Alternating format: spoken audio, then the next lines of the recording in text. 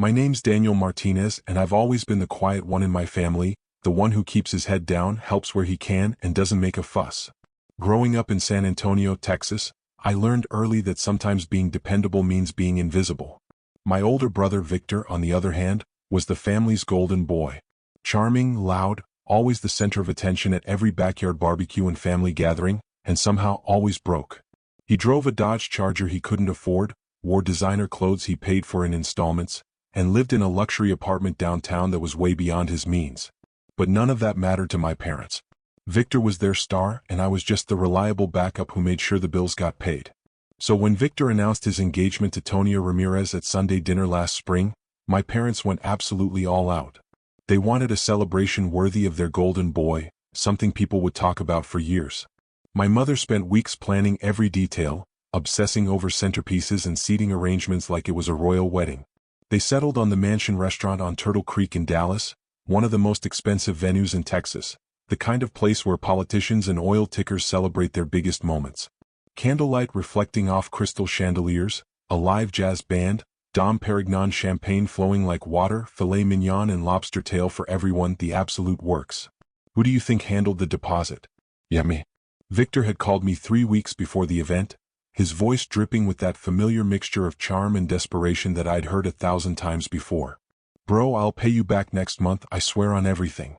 Just hold this one for me, please. You know how Tonia's family is, they need to see I can pull this off. I just need you to front the money and I'll hit you back as soon as my bonus comes through. $9,000 for the venue deposit. I didn't even think twice. I transferred the money from my savings account that same afternoon, watching my balance drop and telling myself it was fine, that this is what family does, right? That's what I'd been taught my whole life. Family takes care of family, no questions asked, no receipts needed, no IOUs required. Or so I thought. When I arrived at the mansion that Saturday evening in late May, the sun was just starting to set over Dallas, painting the sky in shades of orange and pink. I'd driven the 270 miles from San Antonio that morning, taken the afternoon off from my accounting job, and even bought a new navy suit for the occasion because I wanted to look good for my brother's big night. The valet took my 10-year-old Honda Civic with a barely concealed smirk, sandwiching it between a Mercedes and a Tesla in the parking garage. As I walked through the ornate entrance, I could hear the jazz band playing and the sound of laughter echoing through the marble halls.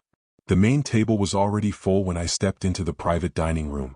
My parents sat at the head, my father in his best Western suit with the Biolo tie he only wore for special occasions, my mother in an emerald dress that probably cost more than my car payment. Victor was holding court in the center, his arm draped around Tonia, who looked stunning in a cream-colored dress that probably cost $3,000.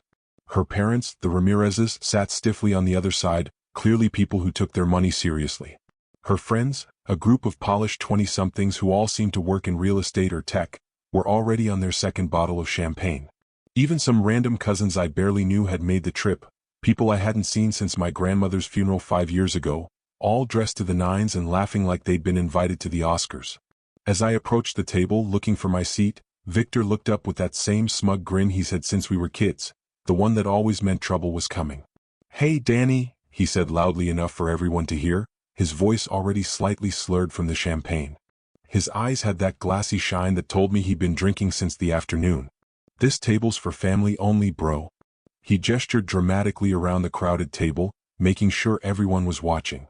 The others laughed, thinking it was just playful teasing, the kind of brotherly ribbing that happens at every family gathering. My mother smiled uncomfortably, probably hoping this was just Victor's idea of a joke. Then he pointed with his champagne glass toward the far edge of the dining hall, near the service entrance where the waiters came in and out with their trays, right next to a decorative partition that barely hid the industrial trash cans. A single fold-out chair sat there, the cheap kind you rent for outdoor weddings, completely out of place among the elegant furniture filling the rest of the room. "Don't worry, man. There's your spot right there." If you've ever felt invisible in your own family, you know exactly what happened to my heart in that moment. But keep listening because what came next is something they'll never forget. Everyone chuckled again, louder this time. Tonia's friends exchanged glances, clearly uncomfortable but not willing to speak up and ruin the mood. Her parents said nothing, just watched with the cold assessment of people used to evaluating situations for weakness. My father looked down at his plate. My mother gave me that look that said, "Just go along with it, don't make a scene." I tried to laugh it off, forcing my face into something resembling a smile, but inside something fundamental broke. It wasn't just embarrassment. It wasn't just hurt. It was the sudden, crushing realization that I'd spent my entire life being the dependable one, the reliable one, the one who sacrificed and supported and showed up, and this was how I was valued. This was my place in the family hierarchy, next to the trash. Still, I quietly went to sit down in that fold-out chair, trying not to ruin the evening, trying to be the bigger person like I'd always been taught. The chair wobbled on uneven legs. From my position, I had a perfect view of everyone's backs. I couldn't hear most of the conversation. The jazz band was beautiful, but the music was muffled by distance and the partition. I sat there for 20 minutes before a waiter even noticed me, a young guy who looked at me with genuine sympathy and asked if I was okay. He served me the appetizer late, some sort of scallop dish that had already gone cold. My salad arrived as they were finishing their entrees. I watched them clink glasses, toast to Victor and Tonia's future, celebrate their love story like something out of a fairy tale, laugh at inside jokes I couldn't hear, while I sat in the shadows like some kind of uninvited ghost. Every time a waiter passed through the service entrance, I got a blast of hot kitchen air and the clang of dishes being washed. I could smell garbage. I actually sat there wondering if I should just leave, just walk out and drive back to San Antonio and never speak to any of them again. But I stayed. Because that's what I did. I stayed and I endured and I told myself it would be okay. The hours crawled by like years. They had a 3-course meal. I had whatever arrived cold and late. They had a birthday-style celebration with speeches and tears and laughter. I had a view of the emergency exit. Victor never once looked in my direction. Not once. My parents were so caught up in the festivities that they seemed to have forgotten I existed. By the time dessert was served, an elaborate chocolate torte that I could only watch them enjoy from 50 feet away, I had made a decision. Something had shifted in me. The old Daniel, the one who absorbed every slight and every dismissal with quiet grace, had finally had enough. The bill arrived around 10:30, after the cake was cut and the last glass of wine had been poured. The restaurant manager, a distinguished man in his 50s named Robert who I'd spoken with several times during the planning process, approached the main table with a leather folder. Inside was the final invoice for the evening. $9,000 I'd already paid for the deposit, plus the balance for everything they'd consumed. 73 guests in total. Premium champagne, top-shelf liquor, the full menu experience, the jazz band, the special floral arrangements, the custom cake, the upgraded linens, the valet service, everything my brother had ordered to impress his future in-laws and their wealthy friends. The total came to $59,800 for the entire evening. Victor, already tipsy and showing off, probably feeling like a king on his throne, waved at Robert like some big shot closing a business deal in a movie. He didn't even look at the bill. Just waved his hand dismissively and said loud enough for half the room to hear, his words slightly slurred, "Give it to my brother over there. Danny's handling it. My little bro's got me covered tonight."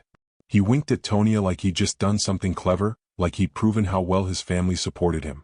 Robert, professional to his core, walked toward me with a leather folder, his face carefully neutral. Everyone at the main table turned to look, suddenly very interested in what was happening in the cheap seats. Some of them were smiling, probably assuming this was the plan all along, that little brother Danny was going to swoop in and pay for everything like some kind of silent benefactor. The room got quieter. The jazz band was taking a break. You could hear the ice settling in glasses and the soft murmur of other diners across the restaurant. This is the moment everything changed. This is where the quiet brother finally spoke up. And trust me, you won't believe what happened next. I took the leather folder from Robert's hands and opened it slowly, deliberately, taking my time to look at every line item. Champagne, $4,300. Entrees, $12,000. Dessert and coffee, $2,000. The jazz band, $5,000. I let the silence stretch out, let them watch me review numbers I already knew, let the tension build in that elegant room with its crystal chandeliers and its polished silverware.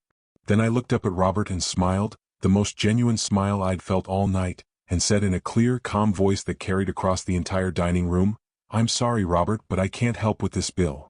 Victor's champagne-soaked smile started to fade. "What?" he said, confusion crossing his face. "What are you talking about?" I stood up from my fold-out chair, brushed off my new navy suit, and walked closer to the main table so everyone could hear me clearly. "I mean exactly what I said, Victor. I can't pay this bill." I paused, looking at every face around that table, seeing the confusion starting to morph into concern. "You see, this table is for family only. You made that very clear when I arrived. And since I'm apparently not family enough to sit at this table, since my place is over there by the trash cans, well then logically this isn't my bill to pay either. The room went completely silent. You could have heard a pin drop on the thick carpet. The neighboring tables stopped their conversations to watch. Even the waiters froze. Victor's face went from confusion to panic in about 3 seconds. What do you mean you can't pay it? Danny, stop playing around, man. This isn't funny. His voice had lost all its earlier swagger, replaced by something that sounded almost like fear. I remained completely calm, eerily calm considering the storm I was unleashing. I'm not playing around at all, Victor. I'm being perfectly serious. I paid the $9,000 deposit 3 weeks ago like you asked. The reservation is under my name. But the rest of this bill? The $50,800 that's left? That's not my responsibility. That's yours. Because this is your party, your engagement, your family table that I wasn't good enough to sit at. Tonia's face went pale. Her mother, an elegant woman in her 60s who'd barely acknowledged me all night, suddenly looked at me like I was a bomb that had just gone off. Her father pulled out his phone, probably calculating numbers in his head. My own mother grabbed her purse instinctively, already reaching for her wallet with trembling hands. My father just stared at me like he didn't recognize his own son. Robert, bless him, backed me up immediately. He'd clearly been briefed on the situation, and he was a professional who'd seen every kind of family drama in his 20 years managing high-end events. The gentleman is correct, he said, his voice neutral but firm. The deposit of $9,000 was paid by Mr. Daniel Martinez 3 weeks ago. The remaining balance of $50,800 is due immediately. The reservation and the contract were indeed under Mr. Daniel Martinez's name, but he specifically noted in our agreement that he was only responsible for the deposit portion. The balance was to be handled by the party host, which according to our records is Mr. Victor Martinez. If the balance cannot be paid tonight, I'm afraid we'll have to involve the authorities as this would constitute theft of services under Texas law.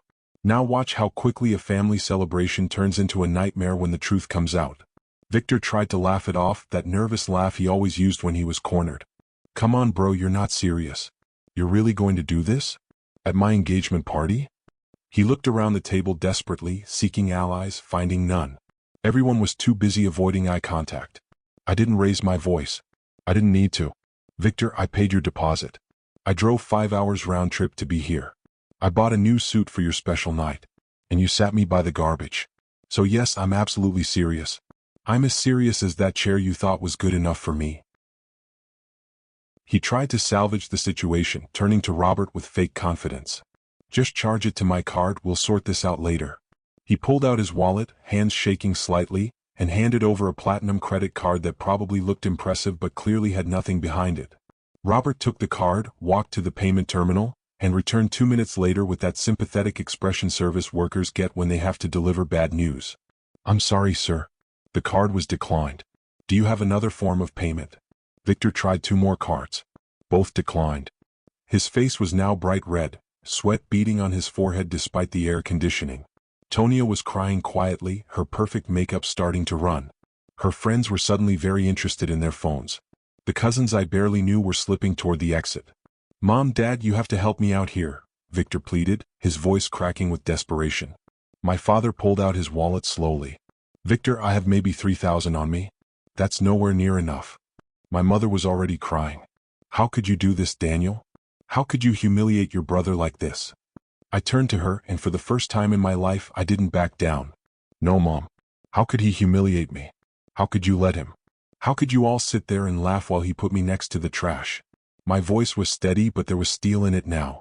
I'm not the one who created this situation. I'm just the one who's not fixing it anymore. Victor ended up on his phone for the next 45 minutes, calling everyone he knew, begging for money. Tonia's parents refused to help, her father stating coldly that this was not their responsibility and quite frankly a red flag about financial management. Her friends made excuses and left. The cousins vanished. Finally, Victor managed to piece together the money through a combination of sources. He got $5,000 from his best friend through a digital transfer, convinced one of Tonia's uncles to loan him $15,000 with a written IOU and interest, maxed out a care credit card he'd been saving for an emergency dental procedure for another $8,000, and borrowed the remaining $22,000 from 3 different friends and co-workers with promises to pay them back within 90 days. The whole process was excruciating to watch. People making excuses, asking pointed questions about why his family wasn't helping, expressing concern about lending such large amounts. Robert stood nearby the entire time, patient but immovable, occasionally reminding them that the Dallas police non-emergency line was just a phone call away. Still think I was wrong? Keep listening because the aftermath is where things got really interesting. By the time the bill was finally settled, it was almost midnight. The other restaurant guests had long since left. The jazz band had packed up their instruments hours ago, shooting curious glances at the drama unfolding in the corner. The waiters were cleaning up, stacking chairs, clearly wanting to go home. Tonia was no longer speaking to Victor, sitting rigidly in her chair with her arms crossed. Her parents had left shortly after refusing to help, her mother's parting words being something about needing to reconsider some things. The celebration that was supposed to be the highlight of Victor's year had turned into a public humiliation that people would definitely talk about for years, just not in the way my parents had hoped. I walked out of the mansion around midnight, leaving them to deal with the aftermath. Nobody said goodbye to me. Nobody thanked me for the $9,000 I'd actually contributed. I got in my Honda Civic, started the engine, and drove back to San Antonio through the dark Texas night feeling lighter than I'd felt in years. My phone started ringing before I even left the parking lot. I turned it off and drove home in silence, just me and the highway and the stars. The next morning, I woke up to a phone that had essentially exploded overnight. 73 missed calls from various family members, friends of the family, even people I went to high school with who somehow heard about what happened. Text messages, voicemails, emails, even a Facebook message from my aunt in Houston. They all said basically the same thing. That I'd humiliated Victor on what should have been one of the happiest nights of his life. That I should have just paid since I was the one with the stable job and the savings. That family doesn't embarrass family in public like that, especially not in front of future in-laws and society people. That I was petty and vindictive and cruel. My mother left a voicemail through her tears saying I'd ruined everything and that she didn't know if she could forgive me. My father sent a text saying simply, "Very disappointed in you, son." I listened to some of the messages. Read some of the text. Then I composed a single response that I sent to everyone who'd contacted me. Family also doesn't sit family members by the trash cans. Family doesn't take $9,000 and then treat the giver like they're worthless. I'm not sorry for what I did. I'm only sorry it took me 32 years to stand up for myself. The responses were mixed.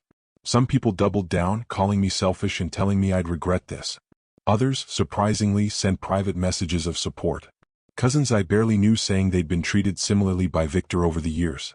Friends confessing they'd lent him money he never paid back. Even one of my mother's sisters called to say quietly that she thought I'd done the right thing and that Victor had been coddled for too long. Victor didn't speak to me for 4 months. Complete radio silence. No calls, no texts, no showing up at family events. He actually skipped Thanksgiving entirely, claiming he and Tonia had other plans, though I heard through the family grapevine that they'd actually broken up 6 weeks after the engagement party. Apparently the incident at the mansion had opened Tonia's eyes to some financial realities about Victor that she'd been overlooking, and her parents had strongly encouraged her to reconsider the engagement. She returned the ring in July. My mother blamed me for that too. But here's what nobody expected. Once I stopped being the family bank and the family doormat, my life actually got better. Significantly better. I started saying no to other people who'd been taking advantage of my quiet generosity. I stopped lending money I knew would never be returned. I started investing in myself instead of everyone else's dreams. Within a year, I'd saved enough to make a down payment on a small house in a nice neighborhood of San Antonio. I started dating someone I'd been interested in for years but never had the confidence to approach. I got a promotion at work because I finally started advocating for myself the way I'd always advocated for others. Here's what I learned and what you need to know if you're in a similar situation. Victor eventually reached out around Christmas, 8 months after the engagement party. Not to apologize, at least not at first, but to ask if I wanted to grab a beer. We met at a sports bar near the River Walk. He was different. Quieter. The swagger was gone. He ordered a beer and we sat in uncomfortable silence for almost 10 minutes before he finally spoke. "I've been going to therapy," he said, not looking at me. "Tonia leaving messed me up. But the therapist made me realize some stuff. About how I treated people. About how I treated you." He paused, turning his beer bottle in circles on the table. "What I did at the restaurant, sitting you by the trash, that was messed up. I knew it was messed up when I did it. I just thought it was funny. I didn't think you'd actually do anything about it because you never did before." He looked up at me then. I'm sorry, Danny. Really sorry.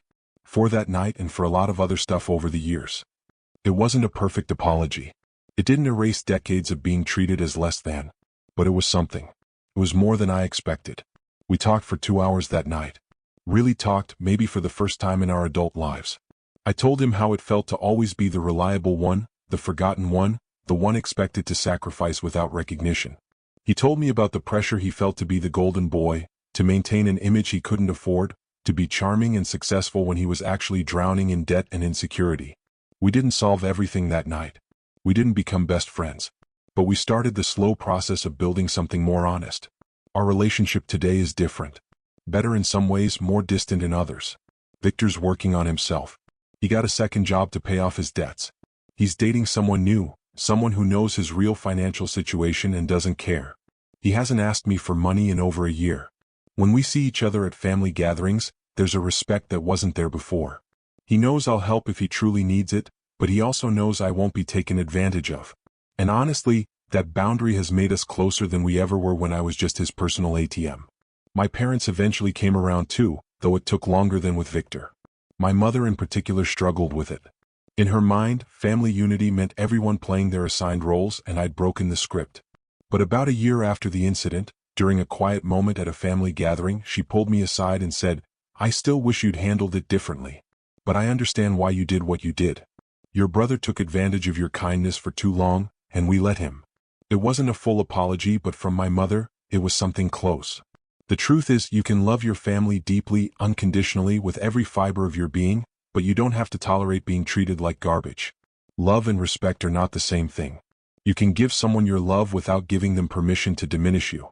Family is supposed to lift you up, not tear you down for their own entertainment. And if they can't see your value, if they can't appreciate your sacrifices, if they only notice you when they need something, then maybe it's time to let them figure things out on their own. That night at the mansion taught me something invaluable. Sometimes silence, a simple sentence, and the courage to walk away is the loudest and most effective revenge of all. I didn't yell. I didn't make a scene. I didn't insult anyone. I just stopped being the person they expected me to be, the person they trained me to be. I stopped absorbing their disrespect with a smile. And in doing so, I found my own respect. People sometimes ask me if I regret what I did. If I wish I'd handled it differently, if I just paid the bill and addressed it privately later. The answer is absolutely not. Not for a single second. That night was the most expensive lesson my brother ever learned, and ironically, it didn't cost me anything beyond the deposit I'd already paid.